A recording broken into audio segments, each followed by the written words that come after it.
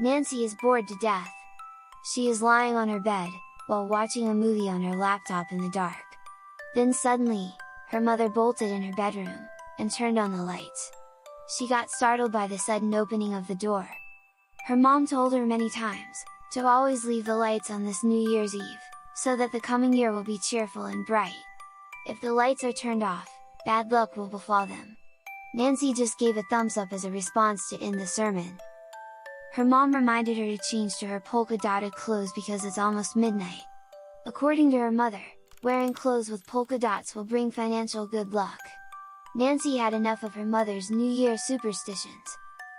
She just finds them inappropriate and irrelevant to her life. She doesn't want her actions to be dictated by such gibberish beliefs. But she always followed them anyway to avoid her mother's wrath, especially during New Year's Eve. Nancy changed hurriedly to her polka-dotted clothes. She felt ridiculous, because she is already 14 years old. Her mom called her from downstairs, telling her to hurry up because it's almost midnight. She turned off the lights in her bedroom unmindfully, and immediately went downstairs, closing the door behind her. Once the clock hits 12, they all greeted each other Happy New Year. Her father and brother lit some firecrackers, while her mom used an air horn pump to create noise. She believes that the noise will drive evil spirits and omens away from the house. Nancy is just in the living room, checking her phone lazily while waiting for them to finish. Once all the firecrackers have been lit up, they all sat down around the dining table, for their first family meal of the year. After Nancy ate, she went directly upstairs to her bedroom, because she wants to continue the movie she's watching earlier. But to her surprise, her bedroom door is wide open. She thought that she might just have forgotten to close it. She entered her room, which is illuminated by the moon. She felt chills once she was inside. Then, she was startled. She saw a woman standing at a corner, her back facing her. Nancy wondered what her mom was doing in her room, and how did she get inside so fast without being noticed by her. She slowly approached her mother, but she suddenly vanished. Nancy was shocked. She ran towards the door, but it suddenly closed with a loud slam. She panicked even more. She struggled opening it. The moment it opened, she got petrified. Her heart stopped beating for a second, because there in front of her is a woman who thought was her mother. The woman's face is very pale. Her eyes are dull white. Blood is dripping from both her eyes and her mouth. Nancy's whole body trembled in fear. She wanted to run, but she can't move because of fright. She's slowly losing her breath. After a few seconds, she finally blacked out. When she regained consciousness, she found herself on the bed with her mom beside her, looking worried. Nancy told her what she saw. Her mom scolded her for not turning on the lights, and not making noise earlier. She just remained silent.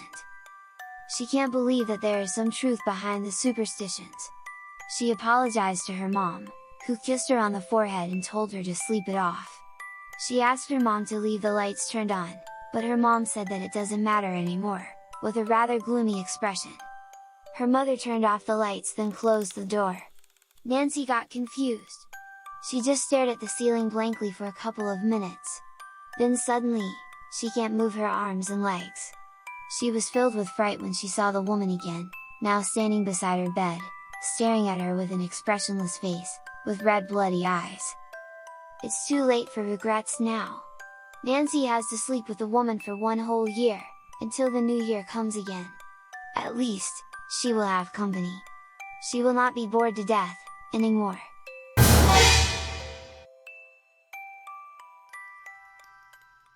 Henry and Miranda are newlyweds. They have just been married for only 3 months. Miranda works from home as an online tutor, while Henry works at a hospital as a nurse. It was the night of New Year's Eve, but Henry is still at work. Before his shift started, his wife reminded him that he needs to come home before midnight, so they can have their first New Year's kiss. Miranda is superstitious, and she believes that a kiss on the new year will make their relationship stronger. She kept on sending messages to Henry, who is already flustered from the workload that he has. A lot of his colleagues have called out, so they lack manpower. But he doesn't want to disappoint his wife, so he did his tasks as fast as possible. Miranda is preparing the dining table for their simple New Year celebration. She's quite excited, because this is their first New Year as a married couple. She checked the time and there's only 30 minutes left until midnight. She called Henry, who finally answered after her 5th call. He said that he's walking towards the parking lot. He wasn't able to answer the call, because there were some irresponsible passersby, who were firing their pistols up into the air earlier. He said that they have already been reprimanded by a nearby patrol car. And from what he heard, those individuals said that it's their way of celebrating New Year. Miranda asked her husband to take care and to drive safely. She continued preparing the food, but kept looking at her watch. She got worried when there's only a minute left till midnight. And as the clock hits 12, the door suddenly opened. Henry rushed in and kissed his wife. Miranda was overjoyed because he made it just in the nick of time. She embraced Henry tightly. Then she noticed that his car is not in the garage. She asked him where his car is, but he didn't answer. Miranda went outside to look for the car, but she can't find it. The moment she returned inside the house, Henry disappeared. She looked for him in their bedroom, but he's not there. She searched every part of the house, but there was no sign of him. Then suddenly, her phone started ringing. She looked at it and saw Michael calling. He is Henry's friend from work. She noticed that he has about 20 missed calls already. She answered the call, while still wondering where his husband went. As Miranda is talking to Michael, her jolly expression turned into a shocked and disturbed one. She couldn't believe and accept what she just heard. He told her that Henry was found lying in the parking lot, roughly just 20 minutes ago. He got hit on the head by a stray bullet. Miranda told Michael that it's not the right time for such jokes because it's New Year. She said that Henry already came home, and made it to midnight. Michael said that it's impossible, because Henry has been rushed to the ICU the moment he was found. He said that Henry was fighting to live, and passed away just a minute after 12 midnight. Miranda couldn't believe what she heard. She dropped her phone on the floor and looked everywhere for Henry, shouting insanely his name. But there was no answer, not even a sign of him. Miranda fell to her knees, crying like a child. She's too weak to think. Her heart is shattered, in an irreversible sorrow. With the new year ahead, how can she ever move on? She will not forget the kiss earlier. It will be forever etched, in her mind and soul.